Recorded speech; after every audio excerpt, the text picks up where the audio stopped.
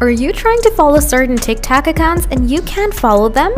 Hi there, this is Eve, and here is how you can fix can't follow on TikTok issues on Android. To solve your problem, you need to follow 3 troubleshooting processes. So without wasting any time, let's get started. Solution 1, troubleshoot your internet. Open Setting, scroll down, tap the Additional setting, scroll down, tap the Developer option, scroll down, tap Wi-Fi scan throttling, scroll down a little, toggle on Always Mobile Data on. Solution 2, remove cache files. Open TikTok app, tap Me icon, tap 3 dot, tap Setting and Privacy, scroll down, tap Free up space, tap Cache, tap Clear again.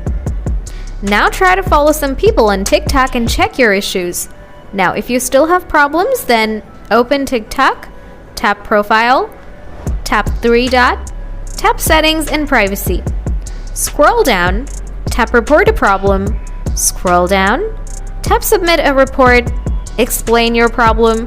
After that, TikTok support will fix your issues.